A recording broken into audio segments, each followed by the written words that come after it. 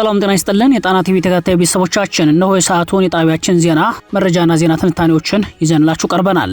አኮርታዊ ግብዣችንን እያስቀደምን በቅድሚያም አብይቶቹን እናቀርብላችኋለን። በፋኖ ኃይሎችና በአገዛዙ ጦር መካከል የሚካሄደው ውጊያ ዛሬም ተጠናክሮ እንደቀጠለ ነው። በሸዋና በጎጃም አዳዲስ የውጊያ ግንባሮች ሲከፈቱ አገዛዙ በበኩሉ በራያ ግንባር የአየር ድብደባ መፈጸሙ ተሰምቷል። በሌላ መረጃ ፋኖ በትልቋ ከተማ ውስጥ ጥብቅ ያለውን ማስጠንቀቂያ ሰጥቷል። ቀዳሚ የግንባር መረጃዎቻችን ናቸው። ሶስተኛ ዓመቱን የደፈነው የአማራ ፋኖ ትግል የብልጽግና አገዛዝ ትግሉን በጦርነት ማስቆም የማይችልበት ደረጃ ላይ መድረሱን ምሁራን ተናገሩ። የትግሉን ዕጣ ፈንታም በተለያየ ፈርጅ ተመልክተውታል። የብልጽግና አገዛዝ የኢትዮጵያን ሙሉ አቅም አማራን ለማንበርከክ አልሞ ጦርነቱ ላይ ቢያተኩርም ህዝባዊ የድጋፍ መሰረት ያለውን የፋኖን ትግል በጦርነት ማሸነፍ የማይቻልበት ምዕራፍ ላይ ደርሷል ያሉትን ምሁራን የትግል መልከታቸውን በዜና ትንታኔያችን ተመልክተነዋል። የፋኖ ኃይሎች በሸዋ ተቋማዊ የሰራዊት ግንባታ ላይ መሆናቸው ሲገለጽም ልዩ ወታደራዊና ፖለቲካዊ አቅም ግንባታው ተጠናክሮ መቀጠሉ ተሰምቷል። በዝርዝር ይደመጣል። ህወሓት ከሀገር ውስጥ እስከ ዓለም አቀፍ ማህበረሰብ ድረስ ጠንካራ ውግዘቶችን እያስተናገደ ይገኛል። በትግራይ የተጀመረውን አስገዳጅ ወታደራዊ አፈሳ ጨምሮ በሱዳን የውክልና ጦርነት ውስጥ ታጣቂ ኃይሉን በቅጥረኛ ተዋጊነት ማሰማራቱ ተከታታይ ውግዘቶችን እንዲያስተናግድ አድርጎታል። ለሰዓቱ የመረጥንላችሁ ዜና ትንታኔያችን ነው። እነዚህና ሌሎችን ይዘናል። አሁን ወደ ዝርዝር መረጃዎቹ እናመራለን። የፋኖ ኃይሎች በሸዋ ስኬታማ የደፈጣ ጥቃት ሲፈጽሙ በጎጃም ጥብቅ መመሪያ አስተላልፈዋል።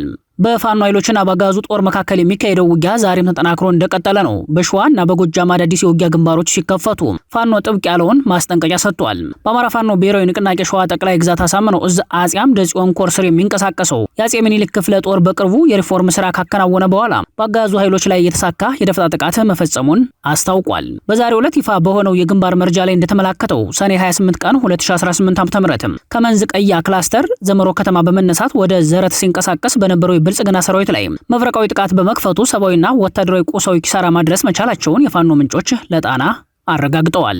የአፄ ምኒልክ ክፍለ ጦር ሁለተኛ ሻለቃ አባላት በመሩት በዚህ ስኬታማ የደፈጣ ጥቃት ያገዛዙ ጦር ክፉኛ መጎዳቱን ታውቋል። በደፈጣ ጥቃቱ 6 ያገዛዙ ኃይሎች ወዲያውኑ ህይወታቸው ሲያልፍ ቁጥራቸው በውል ያልተረጋገጠ ደግሞ ከባድና ቀላል ቁስለኞች ሆነው በዘመሮ ከተማ ሆስፒታል በሕክምና ላይ እንደሚገኙ የፋኖ ምንጮች ገልጸዋል። የብልጽግናው ሰራዊት የደረሰበትን ምት መቋቋም አቅቶት ሞትና ቁስለኛ ይዞ ያሰበውን ዓላማ ሳያሳካ ወደ መጣበት ለመመለስ ተገዷል ያሉት የፋኖ መረጃ ምንጮች በቅርቡ የአመራር ሪፎርም ያደርገው የአፄ ምኒልክ ክፍለ ጦር በአሁኑ ወቅት የተሻሉ ግዳጆችን በመፈጸም ላይ እንደሚገኝ ለጣቢያችን አረጋግጠዋል። በሌላ የአውደ ውጊያ መረጃ ዛሬ ሰኔ 29 ቀን 2018 ዓ.ም በጎጃም ቀጠና አዲስ የውጊያ ግንባር መከፈቱ ተሰምቷል።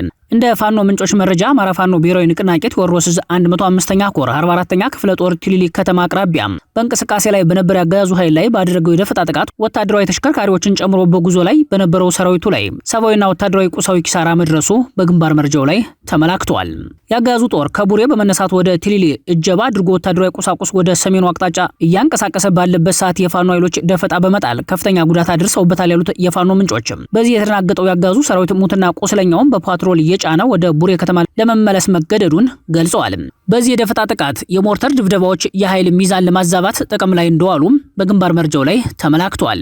በሌላ መረጃ በዚሁ የጎጃም ቀጠና የፋኖ ኃይሎች ለፍኖተ ሰላም ከተማና ለአካባቢው ጥብቅ ያሉትን መልእክት ማስተላለፋቸው ታውቋል። የአማራ ፋኖ ብሔራዊ ንቅናቄ ቴዎድሮስ 109ኛ ኮር 77ኛ ክፍለ ጦር ለፍኖተ ሰላምና አካባቢው ለሚገኙ ቁማር ቤቶች ማለትም ካርቴላ ቤት፣ ቢንጎ ቤትና ካርታ ቤት ተጫዋቾችና አጫዋቾች በሙሉ ባስተላለፈው ማስጠንቀቂያ በእነዚህ ትውልድ ገዳይ ቦታዎች ወጣቶች እንዳይገኙ አሳስቧል። ይህንን ስራ በዋናነት እየሰራችሁ ያላችሁ የዚህ ስርዓት ምስለኔዎችና ቁማር ቤቶች ስማችሁን በዝርዝር ከመጥቀሳችን በፊት ከዚህ እኩይ ተግባራችሁ በአስቸኳይ እንድትታቀቡ ሲልም መልእክቱን አስተላልፏል። ይህን መልእክት ተላልፋችሁ የምትገኙ ከሆነ አማራ ፋኖ ብሔራዊ ንቅናቄ ቴዎድሮስ 109ኛ ኮር 77ኛ ክፍለ ጦር ከባድ እርምጃ የሚወስድ መሆኑንም አክሎ አሳውቋል። ይህ በእንዲህ እንዳለ የብልጽግናው አየር ኃይል በራያ ቀጠናዎች አዲስ የአየር ድብደባ መፈጸሙ ተሰምቷል። ዛሬ ሰኔ 29 ቀን ከራያ ቆቦ አካባቢ ለጣና በደረሳት ወታደራዊ መረጃ ላይ እንደተመላከተው የብልጽግና አየር ኃይል የድሮን ድብደባ ፈጽሟል። እንደ መረጃ ምንጮቹ በራያ ቆቦ ጀመዶ ተብሎ በሚጠራው አካባቢ ዛሬ ሰኔ 29 ቀን ከጧቱ 3 ሰዓት ላይ 2 ዙር የድሮን ድብደባ ተፈጽሟል። የአየር ድብደባው በተፈጸመበት ቦታ ምንም አይነት የውጊያም ሆነ ወታደራዊ እንቅስቃሴ እንዳልነበር የጠቆሙት ምንጮች በዚህ ድብደባ የደረሰው ጉዳት እንዳልተጣራ፣ ነገር ግን ጥቃቱ 2 ዙር እንደነበር ለጣና ዘጋቢ አረጋግጠዋል። የፋኖን ትግል በጦርነት ማስቆም የማይቻልበት ምዕራፍ ላይ ተደርሷል ተባለም። ሶስተኛ ዓመቱን የደፈነው የአማራ ፋኖ ትግል ብልጽግና ትግሉን በጦርነት ማስቆም የማይችልበት ደረጃ ላይ መድረሱን ምሁራን ተናገሩ። የአማራ ፋኖ ትግል በወታደራዊ አቅሙ ረጅም ርቀት መጓዙን የጠቀሱት አስተያየት ሰጪዎች ብልጽግና የኢትዮጵያን ሙሉ አቅም አማራን ለማንበርከክ አልሞ ጦርነቱ ላይ ቢያተኩርም ህዝባዊ ድጋፍ መሰረት ያለውን የፋኖን ትግል በጦርነት ማሸነፍ የማይችልበት ምዕራፍ ላይ ደርሷል ብለዋል።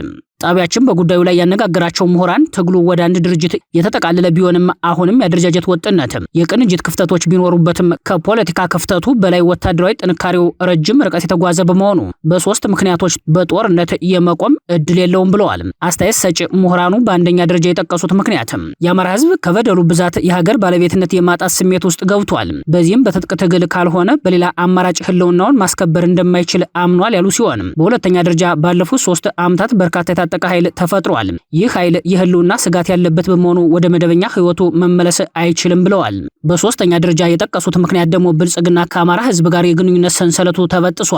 የቅቡልነት ቀውሱ ከፍተኛ ደረጃ ላይ ደርሷል። በዚህም ህዝቡ አገዛዙን ከመጣል ውጭ ሌላ ፍላጎት የሌለው በመሆኑ ከነውስጣዊ ችግሩም ቢሆን የፋኖ ድጋፍ መሰረት ሆኖ ይቀጥላል። ሌላ ፍላጎት የሌለው በመሆኑ ከነውስጣዊ ችግሩም ቢሆን የፋኖ ድጋፍ መሰረት ሆኖ ይቀጥላል። በእነዚህና ሌሎች ምክንያቶች የብልጽግናው አገዛዝ የፋኖን ትግል በጦርነት ማስቆም እንደማይችል ምሁራኑ ያስረዳሉ።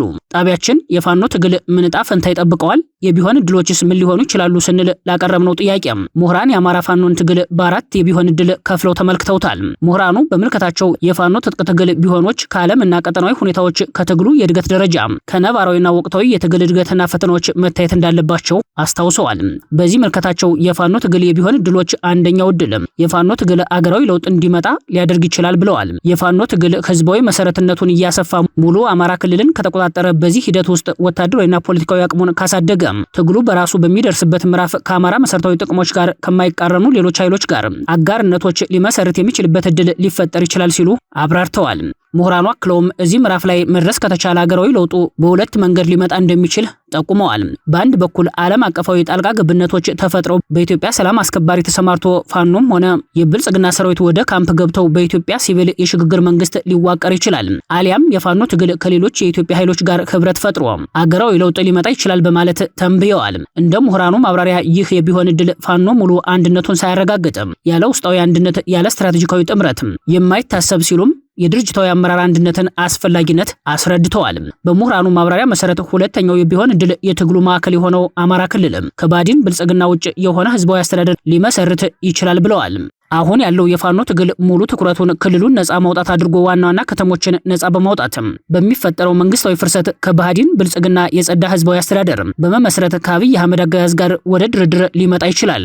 ሆኖም ግን የብልጽግና አገዛዝ ለድርድር የማይመች ክህደትን መለያው ያደረገ የፖለቲካ ኃይል በመሆኑ ጦርነቱ ቀጣይነት ሊኖረው ይችላል ሲሉ ምልከታቸውን አጋርተዋል። በሶስተኛ ደረጃ ያስቀመጡት የቢሆን እድል የብልጽግና አገዛዝ መቀጠል የቀውስ አዙሪትና የድህነት ማጥ ይቀጥላል ያሉ ሲሆን የትግሉ ማዕከል በሆነውና አማራ ተብሎ በተከለለው አስተዳደር ውስጥ የብልጽግና ኃይል ወታደራዊ አገዛዝ ሰይሞ በጦር ወንጀል ውስጥ ሊቀጥል ይችላል። ይህም ሆኖ ባዲም ብልጽግና ከገጠመው የቅቡልነት ቀውስ አኳያ መልሶ መጠገን የማይቻል መንግስታዊ ቁመናውንም ያጣበት ደረጃ ላይ የደረሰ በመሆኑ ወታደራዊ አስተዳደሩ ደጀንም ሆነ መሰረት የሌለው ይሆናል። ይህም የቀውስ መባባስ ይፈጥራል ብለዋል። ይህ ውጤት አማራ ክልል ውስጥ መቆያ የለሽ የውክልና ጦርነት፣ ቅጥረኛ ነፍሰ ገዳይ የጎበዝ አለቃ መበርከት ሊያስከትል እንደሚችል ተጠቁሟል። የየመን ሊቢያና ሶሪያ ዳር አገራት እጣ ፈንታ በአማራ ክልል ላይ ሊደርስ ይችላል። በአፍሪካ ቀንድ ሌላ ዳርፉር ሊፈጠርም ይችላል ሲሉ አስጠንቅቀዋል። በአራተኛ ደረጃ የተቀመጠው የቢሆን እድል ደግሞ የኦህዴድ ብልጽግና በሚከተለው መንገድ የኢትዮጵያ መፍረስ ሊፈጠር ይችላል፣ እንደ ህዝብ የመበተን አደጋ ውስጥ ልንወድቅ እንችላለን ብለዋል። ወደዚህኛው የቢሆን እድል ከገባን ሁኔታዎች ከቁጥጥር ውጭ ይሆናሉ ያሉት ምሁራን የአማራ ህዝብ አማራጭ አልባ ስደትና ብተና ሊያጋጥመው የሚችል በመሆኑ የፋኖ ትግል በጥንቃቄ እንዲመራ የውስጣዊ አደረጃጀት ችግሮቹን ቀርፎ የተሟላ ተቋማዊ ትግል እንዲያደርግ ጥሪያቸውን አቅርበዋል። በአሁኑ ሰዓት አንድ የጋራ ድርጅት መመስረቱ በትግሉ ወሳኝ ምዕራፍ ቢሆንም ቀጠናዊ አደረጃጀቶችና የአመራር ምደባ ላይ ክፍተቶች መኖራቸው ንቅናቄውን ከስትራቴጂካዊ ድሎች እየገደበው እንደሚገኝ ይገለጻል። በሌላ በኩል የአማራ ህዝብ መሰረታዊ ጥቅሞችን መደራደሪያ ሊያደርግ የሚችል ጥምረት ለዘላቂ ድል የተቃረበውን ትግል ወደ ኋላ እንዳይመልሰው ስጋቶች ይንጸባረቃሉ። የትግሉ ተራዛሚነት በህዝቡ ላይ የፈጠረው መጎሳቆል የትግሉን ዕጣ ፈንታ ወደ ከፍተኛ ሁኔታ ሊቀይረው እንደሚችል ስጋት ያላቸው ምሁራን የአማራ ፋኖ አሸናፊነት የሚወሰነው በስትራቴጂካዊ የአመራር ብቃት መሆኑን አመላክተዋል። የፋኖ ኃይሎች በሸዋ ተቋማዊ የሰራዊት ግንባታ ላይ መሆናቸው ሲገለጽ ልዩ የወታደራዊና ፖለቲካዊ አቅም ግንባታው ተጠናክሮ መቀጠሉ ተሰማ። የፋኖ ኃይሎች በሸዋ ተቋማዊ የሰራዊት ግንባታ ላይ ተከታታይ ያለው ተግባራትን በማከናወን ላይ መሆናቸውን የሚያሳይ ልዩ መረጃ ለጣቢያችን ከዙ ተልኳል። ለጣና በተላከው ማብራሪያ ላይ አማራ ፋኖ ብሔራዊ ንቅናቄ ሸዋ ጠቅላይ ግዛት አሳምነው እዝ ሲገልጽ ልዩ የወታደራዊና ፖለቲካዊ አቅም ግንባታውን አጠናክሮ ቀጥሏል። ታድሶ ለወታደራዊ ዘርፈ ብዙ የስኬታማ ወታደራዊ ግንባታ ስራዎች የሚከወኑበት የወታደራዊ ሳይንስ ክፍል አካል ሲሆን ወታደራዊ ግዳጆችን በመገምገም የአመራርና የሰራዊቱን ወቅታዊ የፖለቲካ ግንዛቤ በማሳደግ ህዝባዊነትን የተላበሰ የፋኖ ሰራዊት መገንባትን ራዕይ ያደረጉ ልዩ የማብቃት ስራዎች ተጠናክረው መቀጠላቸው ተመላክቷል። በተለይም ለየትኛውም ግዳጅ ብቁና በከፍተኛ የሞራል ስንቅ የተሞላ አማራዊ ስነ ልቦና የተላበሰ ዘመናዊ የአማራ ፋኖ ሰራዊት የማደራጀት ዓላማ አንግቦ የፖለቲካዊና የወታደራዊ ሳይንስ ትምህርቶች በጥምረት በአንድ መድረክ ላይ የሚሰጡበት ዘመናዊ የማታገያ መድረኮች በዙ አሰራር ተቋማዊ ባህል መሆናቸውን እዙ ገልጿል። የአማራ ፋኖ ብሔራዊ ንቅናቄ ሸዋ ጠቅላይ ግዛት አሳምነው እዝ የአፄ አምደ ጽዮን ኮር አካል የሆነው ራስ አበበ አረጋይ ክፍለ ጦር ከሰኔ 24 2018 ዓ.ም ጀምሮ ለተከታታይ 5 ቀናት ልዩ የተሃድሶ መርሃ ግብር ለክፍለ ጦሩ አመራርና አባላት ሰፊ ፖለቲካዊና ወታደራዊ ግንባታ በመስጠት የተሳካ የግንባታ መድረክ ማካሄዱን ለጣቢያችን በላከው ልዩ ማብራሪያ አስታውቋል።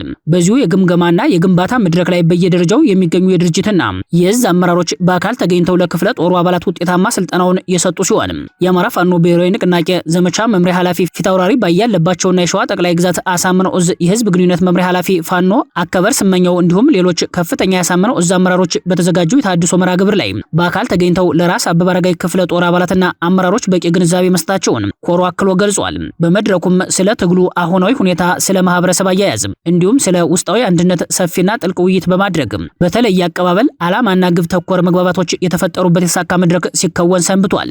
ይህንን ድርጅታዊ የሆነ ፖለቲካዊና ወታደራዊ ግንባታ ተከትሎ የሰራዊቱን ሞራል ይበልጥ ከፍ ያደረገ ደማቅ የተሃድሶ መርሃ ግብር ሲከወን ይህን የተግባር ተኮር ስልጠና እስከ ግንባር ምሽጎች ድረስ በመዝለቅ የሰራዊቱ የሞራል ማማ በመሆን የሚታወቁት የአማራ ፋኖ ብሔራዊ ንቅናቄ ሸዋ ጠቅላይ ግዛት አሳምነው እዝ የአፄ ዘርዓ ያዕቆብ አንደኛ ኮር የናደው ክፍለ ጦር የባህል ቡድን አባላት የፕሮግራሙ ድምቀቱ ነው የተሳተፉበት መርሃ ግብር የተካሄደ ሲሆን በእለቱም የአማራን ማንነትና ባህል የሚገልጹ ልዩ ልዩ ጭውውቶችና ክዋኔዎች ቀርበው ለሰራዊቱ አባላት ከማነቃቃት አልፎ ለሰራዊቱ የሞራል ስንቅ በመሆን የተሳካ መድረክ ተከናውኗል።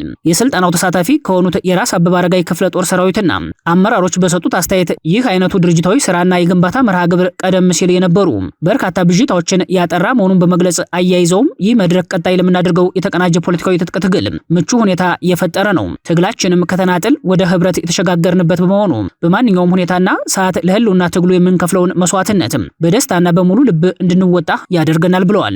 ራስ አበበ አረጋይ ክፍለ ጦር የተሰየመበት የጀግናው የራስ አበበ አረጋይ ስም ተራ ስያሜ ብቻ እንዳልሆነ የገለጹት አመራሮቹና አባላቱ የህዝብ ፍቅርንና በጽናት ለዓላማ የሚደረግ ተጋድሎን ከክፍለ ጦሩ የአሁናዊ ህልውና ትግል ጋር በማቆራኘት የስልጠና ቆይታቸውን ከታሪክ ጋር አነጻጽረው ሐሳባቸውን ገልጸዋል። የራስ አበበ አረጋይ ክፍለ ጦርም ከትንሽ የሰው ኃይልና ትጥቅ በመነሳት በከፍተኛ ፍጥነት አሁን ግዙፍ ከሚባል ክፍለ ጦሮች ተርታ እንድትሰለፍ ያስቻላት የአመራሮቿና የሰራዊቱ የአርበኛው ራስ አበበ አረጋይ የጽናት ፈለግን በመላበስ ሌት ተቀን ተግተው በመስራታቸው መሆኑንም በመድረኩ አስታውሰዋል። ታዋቂው አርበኛ ራስ አበበ አረጋይ በፋሽስት ጣሊያን ወረራ ወቅት የሸዋ አርበኞችን በማስተባበርና በመምራት ለሀገር ሉዓላዊነትና ለህዝብ ነጻነት ያደረጉት ተጋድሎ ዛሬም ለክፍለ ጦሩ አባላት ታላቅ የጽናት ምንጭ መሆኑም ተነስቷል። በመሆኑም የክፍለ ጦሩ አባላት ትላንት በታሪክ እንደተደረገው ሁሉ ዛሬም ሆነ ነገ ይህንን ታሪካዊ ስም በተግባርና በልዩ ልዩ የጦር ሜዳ ጀብዶች እንደሚያስጠሩት በጋራ ቃል በመግባት ለተከታታይ ቀናት ሲሰጥ የነበረው የተሃድሶ መርሃ ግብር በስኬት ተጠናቋል ሲል የኮሩ ሚዲያና ኮሚኒኬሽን ክፍል ገልጿል። በመጨረሻም የክፍለ ጦሩ አመራሮችና ሰራዊት ስለ ህዝብና ዓላማ፣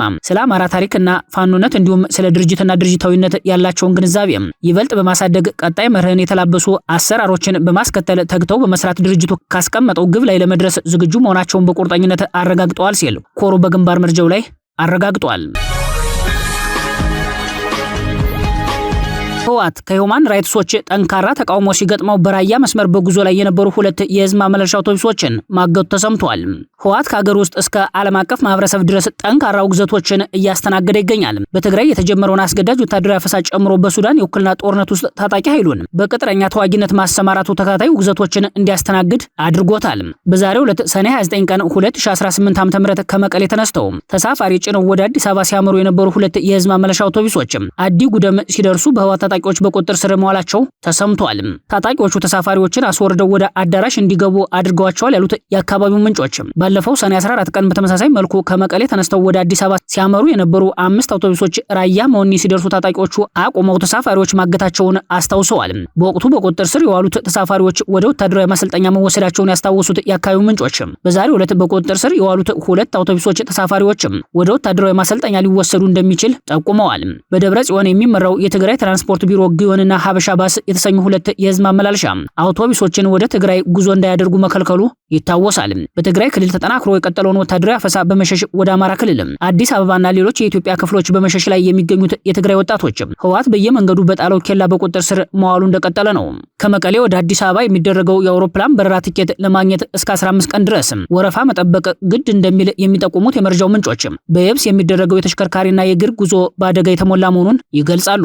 በትግራይ ክልል እየተፈጸመ ካለው ወታደራዊ አፈሳ ለማምለጥ በርካታ ወጣቶች ወደ መሃል ሀገር መሸሻቸው በቀጠለበት በዚህ ጊዜ ህወሓት በበኩሉ ለአፈሳው ሲባል ታጣቂ ኃይሎቹ ዋና ዋና መንገዶችን መዝጋታቸውን፣ ኬላና ፍተሻ በየስፍራው መተከሉን፣ መንገድ ላይ የተገኘ ወጣት እየተለቀመ ወደ ካምፕ እንደሚወሰድ መረጃዎች ያሳያሉ። በዛሬው ዕለት እገታ የተፈጸመባቸው 2 አውቶቡስ ሙሉ ወጣቶች ዕጣ ፈንታቸው ይህ ሊሆን እንደሚችል ተገምቷል። ይህ በእንዲህ እንዳለ ዓለም አቀፉ የሰብአዊ መብት ተሟጋች ድርጅት ሂውማን ራይትስ ዎች በህወሓት ላይ ጠንካራ ተቃውሞ ያዘለ መግለጫ አውጥቷል። የሰብአዊ መብት ተሟጋች ድርጅቱ በተቃውሞ መግለጫው ህወሓትን የጦር ወንጀል እየፈጸማችሁ ነው፣ በአፋጣኝ ዘመቻውን አቁሙ ብሏል። ድርጅቱ የህወሓትን የግዳጅ አፈሳ የጦር ወንጀል እንደሆነ በመጥቀስ በአፋጣኝ ይህን ዘመቻ እንዲያስቆሙት ጠይቋል። የግዳጅ ምልመላውን በተመለከተ ምስክሮች፣ የታፈሱ ሰዎች ዘመዶችና ያመለጡ ወጣቶችን ጨምሮ 18 ሰዎችን ያነጋገረው ተቋሙ ከሚያዚያ አስቀድሞ በነበሩት ወራት የክልሉ ባለስልጣናት በህዝብ ስብሰባዎች፣ ደብዳቤዎችና የስልክ ጥሪዎች አማካኝነት የቀድሞ የትግራይ ኃይሎች ተዋጊዎች መልሰው እንዲመዘገቡ ሲያደርጉ ነበር። በሚያዚያ መጨረሻ በመንገዶች በገበያዎችና በወርቅ ማውጫ ስፍራዎች የጅምላ ከበባ በማካሄድ ዘመቻው ተቀጣጠለ ሲል መግለጫው አስፍሯል። የሰብአዊ መብት ተሟጋቹ የበታች ባለስልጣናት የቀድሞ ተዋጊዎች ዝርዝር እንዳላቸው እንዲሁም ሊመለመሉ የሚችሉ ሰዎችን ለመለየት የአካባቢ መረጃ ሰጪዎችን እንደሚጠቁሙ ቃለ መጠይቅ ካደረገላቸው ሰዎች መስማቱን ገልጿል። የትግራይ ኃይሎችና ባለስልጣናት የቀድሞ ተዋጊዎችን እንዲሁም ሌሎች ወንዶችንና ወንድ ልጆችን አፍነው እየወሰዱ መሆኑን በመላው ትግራይ ክልል የተለያዩ ከተሞች የሚገኙ ማህበረሰቦች መናገራቸውንም በመግለጫው ጠቅሷል።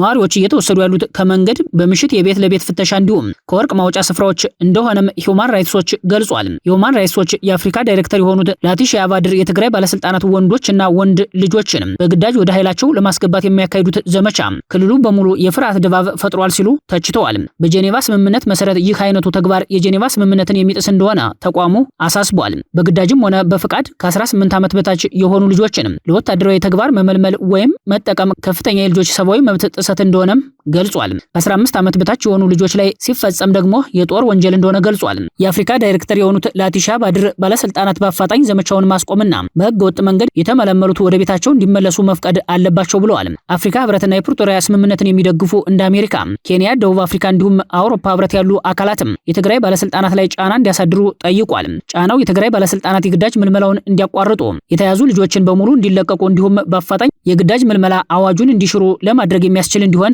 አሳስቧል። ይህ ዜና እስከተጠናቀረበት ሰዓት ድረስ ህወሓት የዓለም አቀፉ የሰብአዊ መብት ተሟጋች ላወጣበት የተቃውሞ መግለጫ ምላሽ አልሰጠም። በምርጫው ከድሬዳዋ እጩ በመሆን ቀርበው የነበሩት ዶክተር ሀብታሙ አለሙ 1 ሜትር ከ80 ሴንቲሜትር በሆነ ክፍል ውስጥ ታስረው እንደሚገኙ ታወቀ። የብልጽግናው አገዛዝ ውጤቱ ቀድሞ በታወቀው ምርጫ ተፎካካሪ ተብለው የቀረቡ ግለሰቦችን በማሰር እያሰቃየ መሆኑ ተሰምቷል። በድሬዳዋ ከተማ አስተዳደር ምርጫ ክልል 1 ለህዝብ ተወካዮች ምክር ቤት በግል እጩነት ቀርበው የነበሩትና በወቅቱ በነበረው የምርጫ ሂደት ላይ እምነት ማጣታቸውን ገልጸው ራሳቸውን ማግለላቸው አስታውቀው የነበሩት ዶክተር ሀብታሙ አለሙ ሸዋ በአሁኑ ወቅት ሰብአዊነት በጎደለውና እጅግ አሳሳቢ በሆነ ሁኔታ ውስጥ ታስረው እንደሚገኝ መሰረት ሚዲያ ምንጮቹን ጠቅሶ አጋልጧል። የመረጃው ምንጮች እንደጠቆሙት ዶክተር ሀብታሙ አለሙ በቁጥጥር ስር ከዋሉ በኋላ ላለፉት 2 ሳምንታት ብቻቸውን ለአንድ ሰው ብቻ በተዘጋጀ እጅግ ጠባብ ክፍል ውስጥ ታስረው ይገኛል። የክፍሏ ስፋት 1 ሜትር በ80 ሴንቲሜትር ብቻ መሆኑ የተጠቀሰ ሲሆን ይህ አይነቱ የስራ አያያዝ በፖለቲከኛው ላይ ቀጣይነት ያለው የስነ ልቦና ስብራት ለማድረስ ሆን ተብሎ የታለመ ሙከራ ሳይሆን እንዳልቀረ የቅርብ ምንጮች ስጋታቸውን ገልጸዋል። ከሁኔታው አሰቃቂነት የተነሳ ዶክተር ሀብታሙ ወደ መጸዳጃ ቤት እንኳ ወጥተው መጠቀም እንዳይችሉ የተከለከለ መሆኑም ታውቋል። ይህ ይህ የተፈጸመው ድርጊት እጅግ ልብ የሚሰብርና ሰብአዊ መብትን በከፍተኛ ደረጃ የጣሰ መሆኑን የገለጹት ምንጮች ጉዳዩን ለመመልከት ለሐምሌ 3 ቀን የፍርድ ቤት ቀጠሮ እንደተሰጠውም አስታውቀዋል። ከስሩ ጀርባ ያለው የፖለቲካ ዳራ ሲመረመር ዶክተር ሀብታሙ አለሙ ሸዋ ሰኔ 9 ቀን 2018 ዓ.ም ጠዋት ወደ ስራ ቦታቸው በመጓዝ ላይ ያሉ በጸጥታ ኃይሎች በቁጥጥር ስር መዋላቸው ይታወሳል። የጸጥታ አካላት ዶክተር ሀብታሙን በቁጥጥር ስር ከዋሉ በኋላ በመኖሪያ ቤታቸው ላይ ድንገተኛ ፍተሻ ያካሄዱ ሲሆን ለምርመራ ያግዛሉ የተባሉ ላፕቶፕ ኮምፒውተሮችንና ሌሎች የግል ኤሌክትሮኒክስ መሳሪያዎችን መውሰዳቸውን የዓይን እማኞች በወቅቱ መግለጻቸው ይታወሳል። ይህ በእንዲህ እንዳለ ዶክተር ሀብታሙ አለሙ መታሰርና አሁን እየተፈጸመባቸው ያለው አስከፊ እንግልት ቀደም ሲል በድሬዳዋ ከተማ ከነበረው ውጥረት የነገሰበት የፖለቲካ ምህዳር ጋር የተያያዘ መሆኑን የቅርብ ዘጋቢዎች ይናገራሉ። ዶክተር ሀብታሙ በወቅቱ በግል እጩነት በነበሩበት ወቅት የድሬዳዋ የጸጥታና ፍትህ አካላት የህግ ጥሰት እየፈጸሙ ነው በሚል እንዲሁም የኢትዮጵያ ብሔራዊ ምርጫ ቦርድ ለአቤቱታቸው ተገቢውን ምላሽ አልሰጠም በማለት ከምርጫው ራሳቸውን በይፋ ማግለላቸው ይታወሳል። በወቅቱ በሰጡት መግለጫ ደጋፊዎቻቸውና ጓዶቻቸው ሆን ተብሎ እንዲታሰሩ መደረጉን ዋስትና መከልከላቸውንና ህዝቡ እሳቸውን እንዳይደግፍ የማስፈራራት ስራ መሰራቱን አጋልጠው የነበረ ሲሆን አሁን የተፈጸመው እስርና የሰብአዊ መብት አያያዝ ጥሰት የዚሁ ቀጣይነት ያለው የፖለቲካ ጫና አካል ሳይሆን እንዳልቀረ በሰፊው እየተነገረ ነው። ክቡራትና ክቡራን ቤተሰቦቻችን ለሰዓቱ የሰናዱት መረጃዎቻችን የተከታተላችኋቸውን ይመስሉ ነበር። አብራችሁን ስለቆያችሁ ልባዊ ምስጋናችን ይድረሳችሁ እያልን የጣና ቲቪ ወቅታዊ ዜናዎች፣ ትንታኔዎችና ልዩ ልዩ ፕሮግራሞች እንዲደርሷችሁ ቻናላችን ሰብስክራይብ በማድረግ ቤተሰብ ይሁኑ። በተሳትፎ የትግል ሚዲያውን እንዲያጠናክሩ ጥሪያችንን እናቀርባለን። ጣና ቲቪ ከሀቅ ጋር